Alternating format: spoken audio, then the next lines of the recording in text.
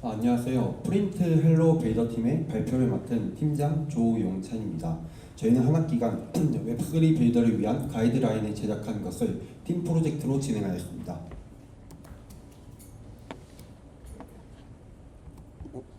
화면이 안 나와요.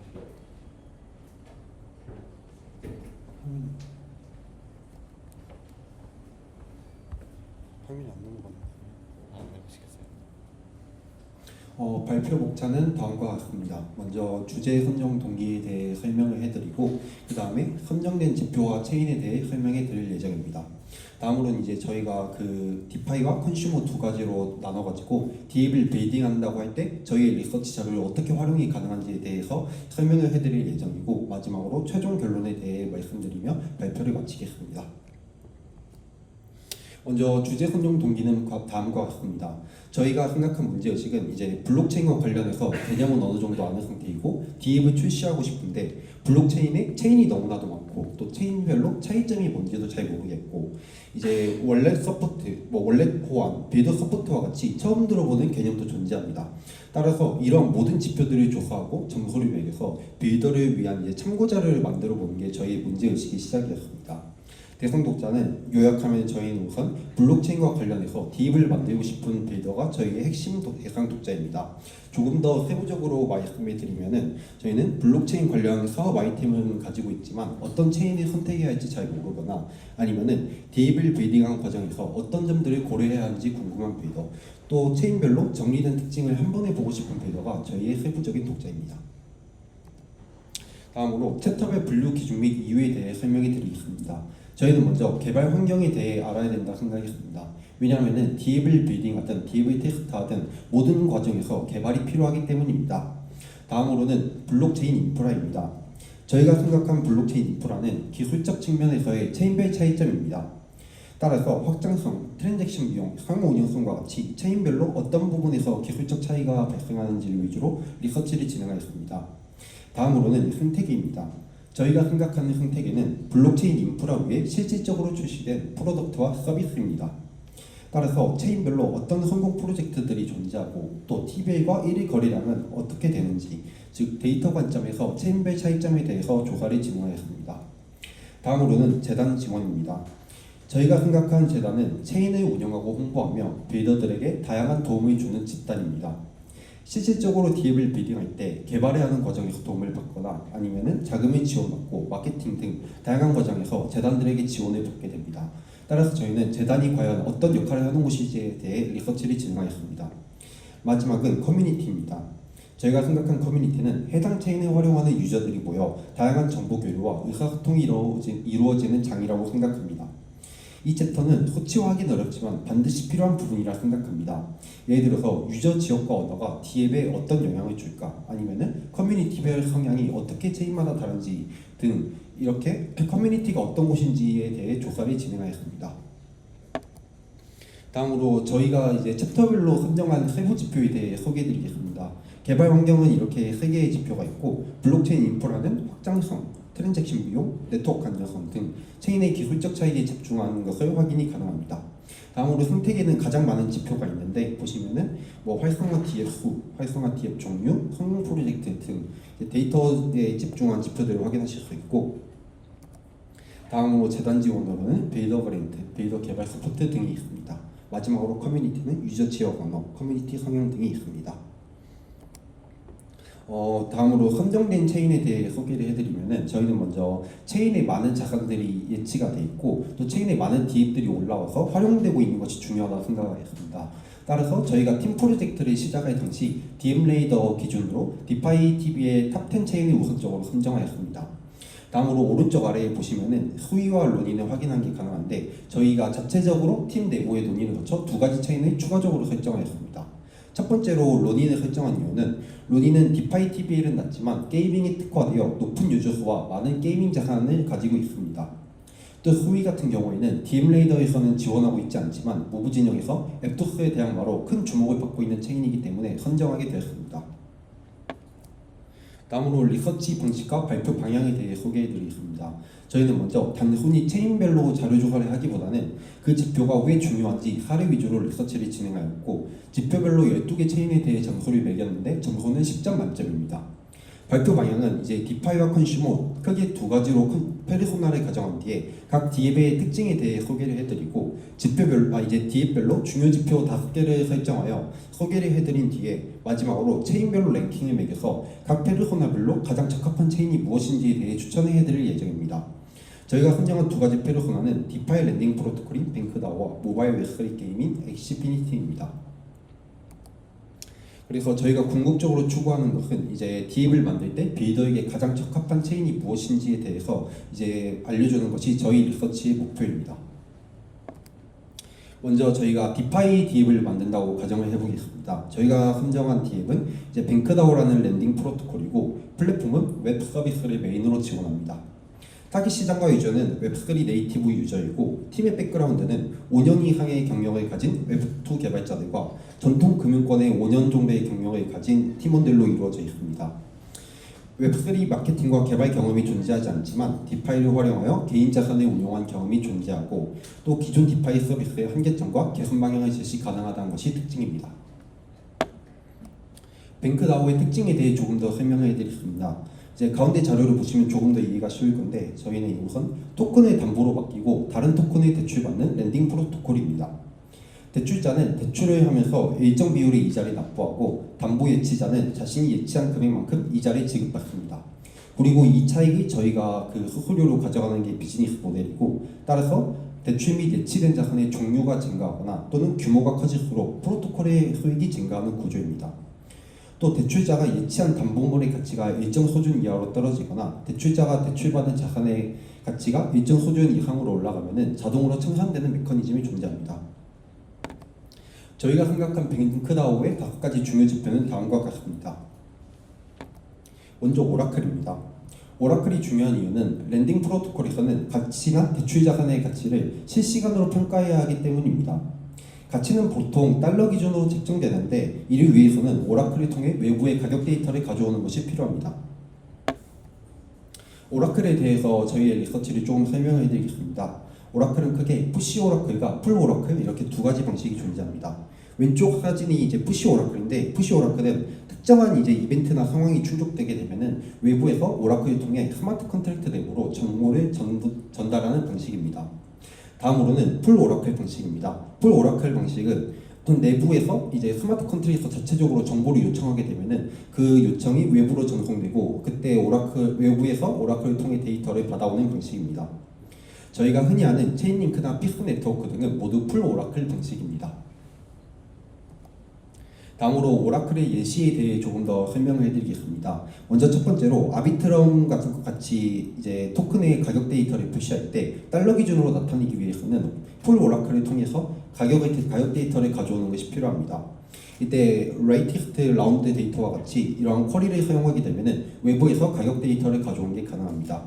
또 하나의 예시는 카지노 비즈니스 모델과 같은 곳에서 랜덤으로 번호를 생성하는 과정이 필요한데, 이러한 과정은 이제 공평성을 위해서 랜덤으로 번호를 생성해야 하는데, 체인 내부에서 원체인으로 하게 되면은 연산량이 굉장히 많기 때문에 비효율이 발생합니다.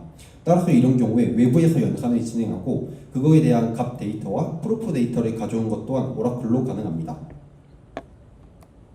다음으로는 활성화 DF입니다. 활성화 DF가 중요한 이유는 일반적으로 DM마다 하나의 토큰을 두고 이를 활용하기 때문에 활성화 DF가 많다는 것은 블록체인상에 다양한 토큰들이 거래되고 있다는 것입니다. 다양한 토큰들이 존재한다는 것은 잠재적으로 랜딩 프로토콜에 온보딩 가능한 자산의 종류가 많다는 것입니다. 랜딩 프로토콜은 본질적으로 예대 마진의 핵심 비즈니스 모델로 가져가기 때문에 이제 플랫폼 내에서 활용 가능한 자산의 수가 늘어날 경우 저희의 수익이 증가하게 됩니다. 활성화 DF에 대해 조금 더 소개를 해드리면은 각 체인의 에코시스템이나 익스플로어 페이지에서 제공하는 DF를 기준으로 리서치를 진행하였습니다. 보시면 아시겠지만 이더리움의 활성화 DF는 1084개로 굉장히 높은 편이었고, 로닌의 활성화 DF는 49개로 낮은 편이었습니다. 로닝 같은 경우에는 이제 이더리움의 확장성 문제가 존재하기 때문에 게이밍에 특화하기 위해서 이더리움을 기반으로 만든 사이드 체인으로 엑시 인피니티를 비롯한 게이밍에 특화된 DApp들이 올라가 있기 때문에 DApp 수 자체는 그렇게 높지 않았습니다. 다음으로는 이제 BNB 체인 같은 경우에는 롤업 체인들이 등장하기 이전에 이더리움의 높은 가스비 문제를 해결하기 위해 사이드 체인으로 등장했습니다. 앞에 로닝 체인과 굉장히 유사하죠. BNB 같은 경우에는 바이낸스 거래소와의 연계성과 이제 적극적인 마케팅을 통해 이더리움보다 많은 DApp를 가지고 있습니다. 보시면은 BNB 체인은 1254개의 DApp을 가지고 있고 이더리움은 1084개의 DApp을 가지고 있습니다.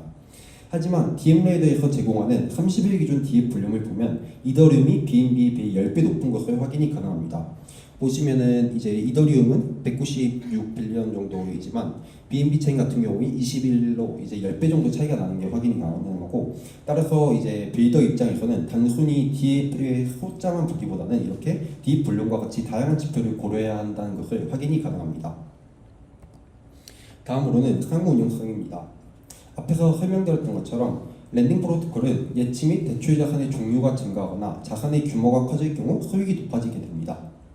이때 자산의 규모가 증가하기 위해서는 다양한 네트워크에서 우리의 프로토콜에 자산이 예치되는 과정이 필요합니다. 따라서 이를 위해서는 상호 운용성이 매우 중요합니다. 상호 운용성의 예시를 설명해 드리면 대표적인 사례로 앱토스 기반의 무기한 탈중앙화 무기한 선물 거래소인 머크리 트레이드가 있습니다. 머크리 트레이드는 앱토스 기반의 서비스이지만 레이어 제로를 활용하여 이더리움, 아비트롬, 옵티미즘, 폴리곤, 바이낸스 스마트 체인, 아발란체 네트워크 등에서 간편하게 스테이블 코인이 USDT, USDC, 다이 등을 전송하는 것이 가능합니다.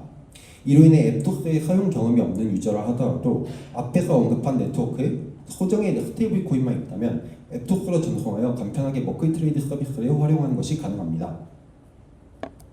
이제 상호 운용성을 위한 브릿지의 경우 거의 모든 체인에서 자체적으로 탑재를 하고 있습니다. 따라서 저희는 단순히 브릿지가 존재한지 여부보다는 디파이라마의 브릿지의 한 달 기준 브릿지를 이제 볼륨의 기준으로 탑 10의 브릿지를 선정한 후 각각의 체인에서 이 브릿지들을 몇 개나 지원하는지를 위주로 평가를 나름 진행하여 보였습니다. 다만 이때 체인에서 자체적으로 제작하여 자신들의 체인에서만 활용 가능한 브릿지의 경우 제외하였습니다. 다음으로는 활성 유저 수입니다. 크립토 자산을 담보로 대출을 받는 랜딩 프로토콜이기 때문에 지갑을 만들어보고 또 지갑에 다양한 이제 자산들을 충분히 가지고 있는 유저들이 저희의 잠재적인 타겟 유저입니다. 이를 위해서는 높은 UAW와 많은 자산을 보유하고 있는 유저들이 있는 곳에 DApp을 빌딩하는 것이 중요합니다. 저희는 활성 유저수를 자금력 있는 유저의 수, UAW, NFT 이렇게 크게 세 가지로 분류하였습니다. 먼저 자금력 있는 유저는 주로 디파이에 좀 중요한 지표이고 UAW는 컨슈머와 관련된 DApp에서 중요한 지표입니다. NFT는 별도로 분류하여 NFT가 특화된 체인을 중점적으로 리서치를 진행하였습니다. 먼저 왼쪽에 보시면은 위 자료는 아캄 오라클에서 제공한 이더리움 체인에서 자산의 1빌 이상 소유하고 있는 지갑의 주소 리스트입니다. 위에서 보시면 아시겠지만 대부분 특정 체인이나 디파이 프로젝트임을 확인이 가능합니다. 예를 들어 바이낸스, 아비트럼 브릿지, 로빈후드 등입니다. 이처럼 해당 체인에 자금력 있는 유저의 수가 많다는 것은 해당 체인에 예치된 자산이 많다 또는 성공한 프로젝트가 많다는 것으로 해석이 가능합니다. 즉 이는 우리의 DApp으로 유입이 가능한 잠재적 고객 유저가 많다는 것입니다. 또 원빌이라는 규모가 너무 크기 때문에 기준을 다소 완화하여 각 체인별로 네이티브 토큰 기준 100K 이상 보유한 지갑의 수가 얼마나 되는지에 대해서도 조사를 진행하였습니다. 이런 데이터는 체인별 익스플로어에서 확인이 가능한데 이더리움의 경우 10,000명 이상, 아비트럼은 898명, 로니는 146명으로 나타났습니다. 다음으로는 UAW와 NFT입니다. UAW는 유니크 액티브 월렛의 약자로 저희는 DM레이더를 기준으로 특정 기간, 일간, 주간, 월간 동안 DM레이더에 등록된 DApp의 스마트 컨트랙트와 상호작용한 유니크 액티브 월렛의 수를 기준으로 조사를 진행하였습니다. 조사 결과 한 달 UAW 기준으로 이더리움이 1.8밀리언, 아비트럼이 6.74밀리언, 루닝이 3.33밀리언을 기록하였습니다. 이제 자금력 있는 유저에서는 이더리움이 굉장히 상위권을 차지하였는데 여기서는 다소 낮은 수치를 기록했습니다. 또한 로닌의 경우 자금력 있는 유저는 146명에 불과했지만 UAW는 이더리움의 2배에 달했습니다. 따라서 단순 TBL 같은 경우에는 게이밍과 같이 TBL은 낮지만 활성 유저 수가 많은 경우에는 효과적으로 나타내기 어려운데, 이처럼 UEW를 보게 되면은 TBL이 낮더라도 충분히 많은 수의 유저가 활동하기 때문에 빌더 입장에서 어떤 체인의 활성도가 높은지를 확인이 가능합니다. NFT의 경우 유저의 진입 장벽과 투자 목적 이렇게 두 가지로 나누어서 살펴보았습니다. NFT의 경우 먼저 초기에는 유저들의 진입 장벽이 높지만 NFT를 한 번이라도 구매해본 경험이 있는 경우 이후에 진입 장벽이 낮아지게 됩니다. 또 오른쪽에 보시면은 위에 빨간색 안에 자료를 보시면은 NFT는 이더리움, 솔라나, 폴리곤과 같이 특정 체인에 대부분의 자금이 몰려 있는 것이 확인 가능합니다. 따라서 NFT 관련 빌더들은 NFT가 발달한 체인을 위주로 선택하는 것이 좋습니다. 또 로닌의 경우 세이지의 규모는 작지만 높은 수의 바이오 수를 기록하고 있습니다. 오른쪽에 두 번째 빨간색 네모를 보시면은 로닌과 BNB 같은 경우에는 이제 세이지 규모에서는 그렇게 크지 않지만 바이오 수에서는 굉장히 높기 때문에 이러한 점들을 고려해서 이제 NFT 관련 DApp을 빌딩할 때 체인을 선택하면 좋습니다. 다음으로는 마케팅 지원입니다. 웹2와 웹3 마케팅에는 분명한 차이점이 있다 생각합니다. 웹3 유저에게 마케팅을 하기 위해서는 웹3 유저들의 관심사와 문법을 이해하는 것이 중요합니다. 재단은 이러한 측면에 대해서 잘 이해하고 있으며 트위터와 오프라인 미덕 등을 통해 다양한 홍보를 진행하고 있습니다. 또 저희의 페르소나는 웹3 마케팅 경험이 없는 빌더이기 때문에 이러한 부분에서 재단의 마케팅 지원이 필요합니다. 대표적인 예시로 앱토스의 무기한 선물 거래소인 머클트레이드는 앱토스 재단의 공식 트위터 계정에서 리트윗되고 게시글이 업로드된 후에 며칠간 일시적으로 데일리 트레이딩 볼륨이 증가한 사례가 있습니다. 그래서 저희는 크게 트위터, 블로그와 뉴스레터, 이벤트, 한국 트위터 이렇게 네 가지로 나누어가지고 재단들이 마케팅을 어떻게 진행하고 있는지에 대해 조사를 진행하였습니다. 그래서 나름 표를 만들어 모든 자료들을 조사해본 결과 블로그와 뉴스레터의 경우 이더리움과 아비트럼, 솔라나, 베이스 등에서는 진행하고 있지 않지만 BNB와 매틱 그리고 아발란체 등에서는 진행하고 있는 것이 확인 가능합니다. 또 한국 계정 트위터의 경우에도 이더리움, BNB 그리고 베이스에서는 운영하고 있지 않지만 아비트럼과 솔라나 그리고 아발란체에서는 운영하고 있는 것이 확인 가능합니다. 그래서 이제 디파이 앱을 만든다는 거를 결론을 내려보면은 저희와 같은 랜딩 프로토콜을 만들 때는 이더리움이 259.5로 가장 유리하고 그 다음으로는 솔라나, 폴리곤, 아발란체, 아비트럼 순으로 유리한 것으로 나타났습니다. 다음으로는 저희가 컨슈머 DApp을 만든다고 가정을 해보겠습니다. 저희가 가정한 DApp은 엑시피니트라는 누구나 즐기는 모바일 웹3 게임입니다. 플랫폼은 모바일이고 타깃 시장과 유저는 동남아시아의 웹2 유저들입니다. 또 온체인 요소로는 캐릭터와 아이템을 NFT로 판매하고 게임에 적용하며 게임의 결과와 주요 자산만 온체인으로 이동하게 됩니다. 팀의 백그라운드는 중소 웹2사로 어느 정도의 자금력은 존재하지만 블록체인 개발 경험과 이제 웹3 마케팅 경력이 아직 존재하지 않습니다. 엑시피니티의 특징에 대해 조금 더 소개를 해드리면은 저희가 이제 웹2 게임 수익 모델을 가지고 있기 때문에 자금력은 어느 정도 존재하고 여기에 웹3 자산을 통해 어느 정도 수익화를 준비하고 있습니다. 수익화 방법은 팀의 풀 토큰을 매도하거나 아이템 NFT를 판매하는 방식입니다. 또 시즌제 리더보드를 운영해서 최상위권 유저들에게 높은 보상을 하기 때문에 이러한 보상을 받기 위해 NFT 구매 등의 경쟁을 유도하고 있습니다. 저희가 생각한 엑시피니티의 중요 지표 5가지는 다음과 같습니다. 첫 번째로 모바일 개발 환경입니다. 모바일 개발 환경이 중요한 이유는 게임 내 주요 자산을 블록체인 상에서 관리하기 때문에 사용자의 지갑 연동이 모바일 환경에서도 원활하게 이루어져야 합니다. 또 유저 간의 아이템을 P2P로 거래하는 마켓플레이스를 오픈할 때도 이런 마켓플레이스가 모바일에 연동되는 것이 매우 중요합니다. 이제 모바일 개발 환경에 대해 조금 더 소개를 해드리면은 먼저 저희가 모바일로 DApp을 만든다고 했을 때 모바일에서 트랜잭션을 처리하기 위해서는 모바일 지갑에서 이를 서명하는 과정이 필요합니다. 아래 예시는 이제 오픈C와 메타마스크의 그러한 연동 과정을 보여드린 거고요. 또한 메타마스크 API를 통해서 다양한 데이터를 가져오는 것이 가능한데 예를 들어 이더 겟 밸런스라는 메소드를 활용하여 유저가 지갑에서 보유하고 있는 이더의 정보를 가져오는 것도 가능합니다. 하지만 컨트랙터와 상호작용하는 측면에서 모바일 지갑은 결국에 최종 트랜잭션에 서명을 하는 역할만 하기 때문에 모바일 지갑별로 구현이 가능한 기능에는 크게 차이가 발생하지 않습니다. 또한 메타마스크의 경우에는 웨그미, 솔라나의 경우에는 원래 머더타와 같은 라이브러리를 활용할 경우 거의 모든 기능을 사용하는 것이 가능하기 때문에 개발 과정에서는 큰 차이점이 발생하지 않습니다. 하지만 지갑별로 연동이 가능한 체인의 종류가 다르고 내가 기존에 활용하고 있는 새로운 체인이 또는 DApp에서 내가 기존에 활용하고 있는 지갑이 지원하지 않으면 이는 굉장히 불편한 경험입니다. 물론 메타마스크의 경우 스냅이라는 기능을 통해서 거의 모든 체인과 상호 요소를 제공하고 있지만 이마저도 웹이 아닌 모바일에서는 아직 지원을 하고 있지 않습니다. 따라서 저희는 모바일 지갑에 얼마나 많은 수의 체인들이 연동되어 있는지를 기준으로 리서치를 진행하여 평가를 진행하였습니다. 다음으로는 빌더 개발 서포트입니다. 빌더 개발 서포트가 중요한 이유는 DApp을 개발할 때 체인이 어떤 스펙을 가지고 있고 또 어떤 기능들을 가지고 있는지를 알아야 하기 때문입니다. 특히 신생 체인의 경우 관련 레퍼런스의 양이 적고 따라서 DApp을 빌딩한 과정에서 어려움을 겪게 되기 마련입니다.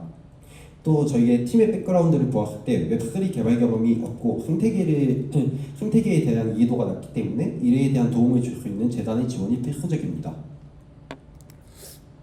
저희는 체인별로 한국 담당 지사 또는 데브렐이 존재하는지를 중점으로 리서치를 진행하였습니다.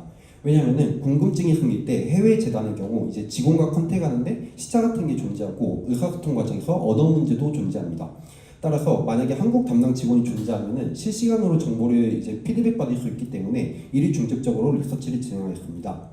먼저 데브렐의 역할에 대해 조금 소개를 해드리면은 데브렐은 커뮤니티를 운영하며 개발자를 온보딩하는 테크니컬한 역할, 개발자들에게 관련 내용들을 교육하는 역할, 그리고 개발 데모 워크숍을 진행하거나 개발자들을 대상으로 홍보를 하는 역할을 진행합니다.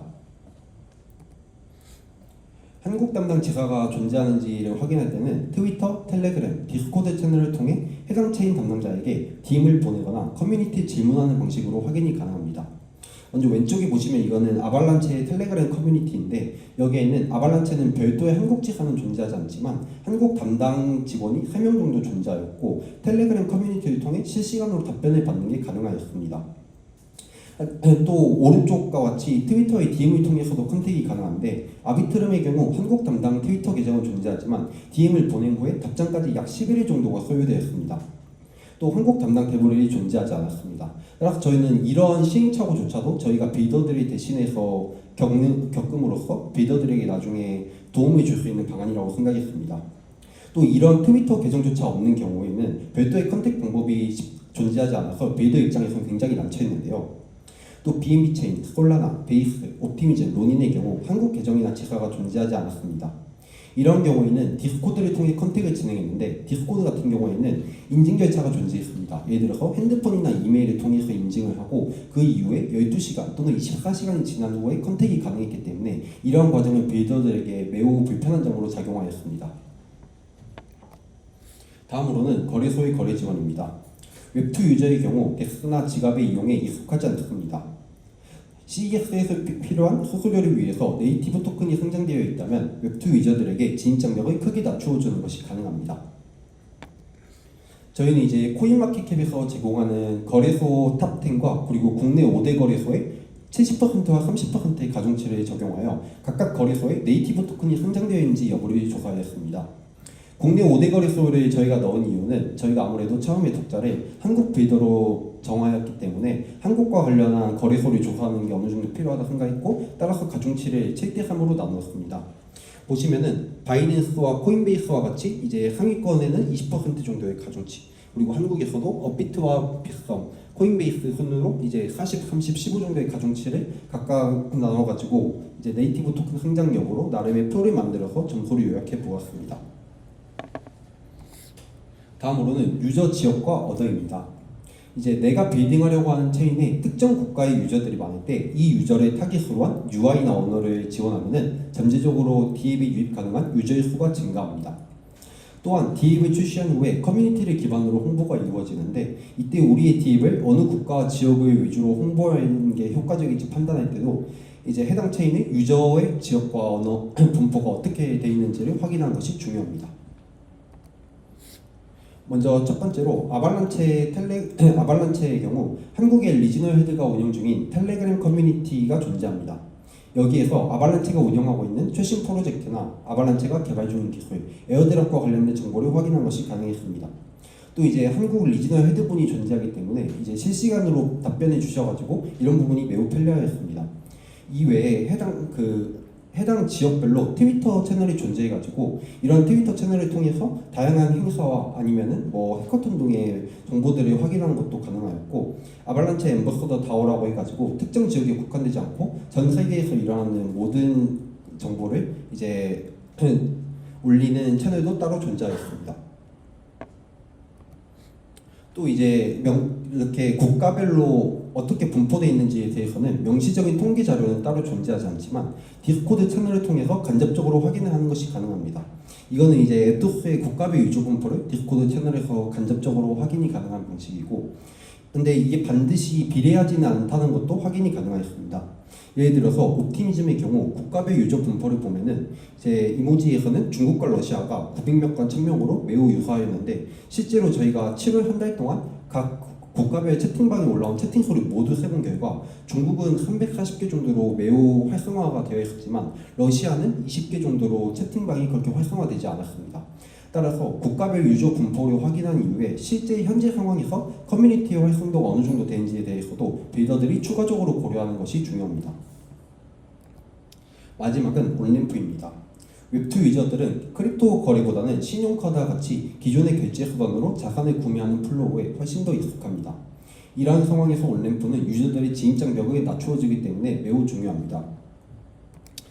온램프에 대해 조금 더 설명을 해드리면, 네이티브 토큰은 신용카드나 계좌이체 등을 통해서 구매하는 방식을 온램프라고 합니다. 저희가 이제 코인을 구매할 때를 생각을 해보면은 K뱅크에서 인증을 한 다음에 그거를 업비트에 연동을 하고, K뱅크에서 업비트로 돈을 보낸 다음에 거기서 토큰을 구매하고 그걸 다시 지갑으로 보내는 방식입니다. 이런 방식은 굉장히 불편한데, 만약에 온램프가 구현이 되어 있다면 저희가 활용하려고 하는 디앱에서 신용카드나 계좌이체를 통해 바로 코인을 구매하는 것이 가능합니다. 하지만 여기에는 한 가지 고려할 점이 있는데, 이제 한국을 비롯한 몇몇 국가에서는 온램프 서비스가 막혀있다는 점입니다. 일명 특근법이라고 하죠. 특정 금융거래 정보의 보고 및 이용 등에 관한 법률에 따르면 한국은 실명이 확인된 계좌가 거래소에 연동되어 있지 않으면은 이 가상자산을 바로 구매하는 것이 불가능합니다. 반면 해외 온램프가 허용된 국가의 경우 몬페이나 알케미 등을 활용하여 디앱에서 카드 결제로 바로 크립토 자산을 구매하는 것이 가능합니다. 따라서 빌더 입장에서는 타겟하려고 하는 국가에 온램프가 허용되어 있는지 등을 확인하는 것이 매우 중요합니다. 그래서 이제 컨슈머의 빌더라면의 결론 내어보면은 저희가 나름의 가중치를 매겨가지고 점수를 내는 결과 이더리움, 아발란체, 솔라나, 니어, 폴리곤 순으로 체인의 순위가 적합한 것으로 나타났습니다. 그리고 저희가 이제 총 5개의 챕터가 있었는데 각각의 챕터에 대해서 모두 소개를 해드리는 건 사실 힘들기 때문에 여기에서는 최종 점수 요약에 대해서만 소개를 해드리고 각각 어떤 기준으로 점수를 매겼고 또 세부 지표별로 어떻게 점수가 체인별로 나타나는지에 대해서는 추후에 저희 미디엄을 확인하시면 될 것 같습니다. 개발 환경에는 오른쪽과 같이 3개의 지표가 존재했고 그 점수를 요약하면 상위 체인으로는 총 이렇게 7개가 선정되었습니다. 다음으로는 블록체인 인프라입니다. 블록체인 인프라에는 오른쪽과 같은 지표가 있었고 상위 체인으로는 이더리움 8점, 폴리곤 7점, 니어가 6.67점을 차지하였습니다. 다음은 생태계입니다. 생태계엔 지표가 조금 많았는데 오른쪽과 같은 지표들이 존재했고 이더리움 10점, 솔라나 9.4점, BNB 체인 8.5점을 차지하였습니다.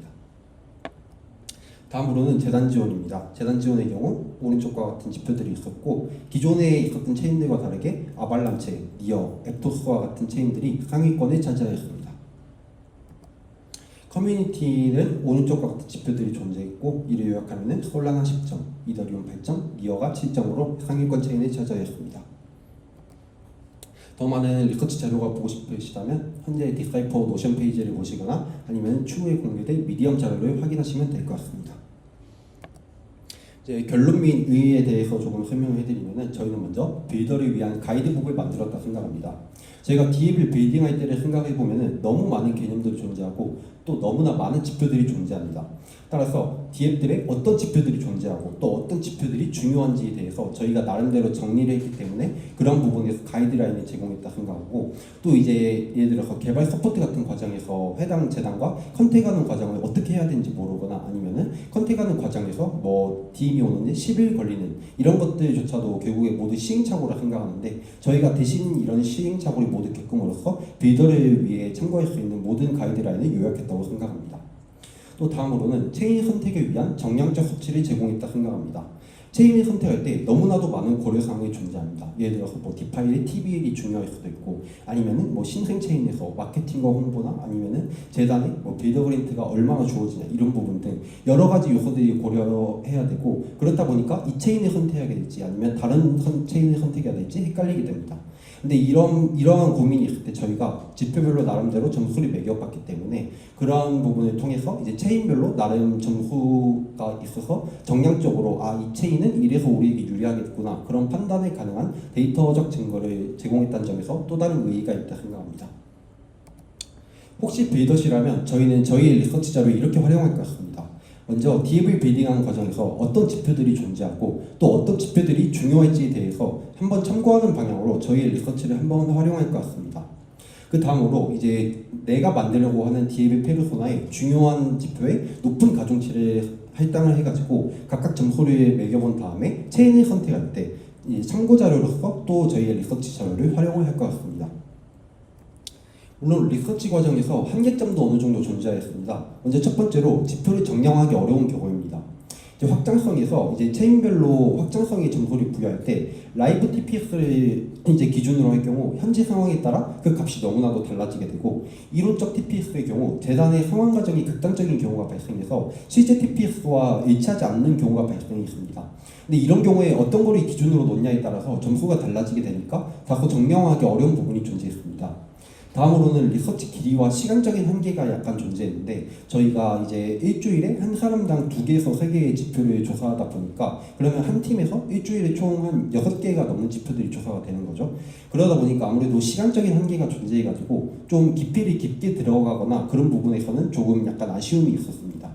마지막으로 이더리움 이제 거의 모든 지표들에서 이더리움이 높은 점수가 나타나다 보니까 최종 점수를 요약하면은 뭐 이더리움이 1위를 차지하는 경우가 앞에서 보시면 확인이 가능했는데, 이제 이러한 경우에도 사실 빌더 입장에서 어떤 지표를 중요하게 보느냐에 따라서 결과가 다르게 나타납니다. 예를 들어서 내가 뭐 마케팅과 재단과 관련된 지원을 중점적으로 보고 싶다면은 이제 재단 지원 측면에 높은 가중치를 두게 되면은 또 그 부분에선 다른 체인들이 선택되기 때문에 이러한 부분을 고려해서 체인을 선택할 때 참고 자료로 활용하면 될 것 같습니다. 이상으로 헬로 빌더 팀의 발표를 마치겠습니다. 감사합니다. 팀원들 나와주시면 될 것 같고, 질문 있으신 분 손들면 제가 마이크를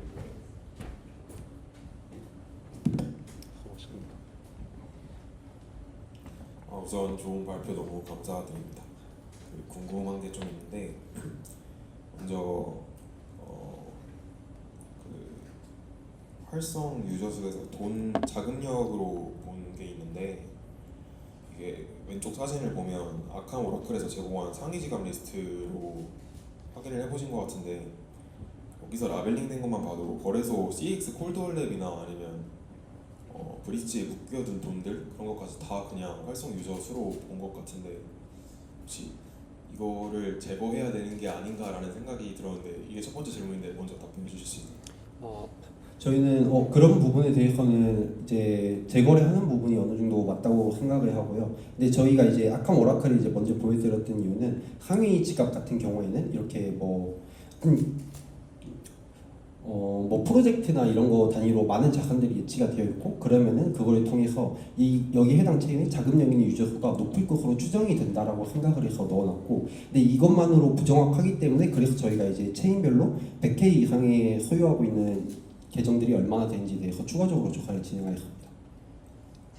그러면 그 점수를 산정할 때 저 지갑들을 다 포함을 한 상태에서 점수를 산정을 점수를 선정할 때는 아캄 오라클은 이제 포함하지 않았고 이제 각각 이더스캔이나 뭐 아비스캔 이런 데에서 체인별로 100K 이상의 자금을 소유한 유저 수를 기준으로 점수를 선정하였습니다. 감사합니다. 그리고 두 번째 질문은 사실 로닝 같은 경우도 그 이더리움에서 확장성을 극복하기 위해서 엑시가 그 독자적으로 만든 약간의 앱체인이나 사이드체인 그런 걸로 생각을 해볼 수 있을 것 같은데 사실 지금에 있는 조사로는 레이어 1에서 D앱을 만들었을 때에 대한 조사가 많은데 사실 최근에 보면 매직을 이용한 레이어 3로 앱체인 자체를 만들다거나 아니면 자체적인 앱체인을 만들어서 앱을 사용하는 경우가 많잖아요.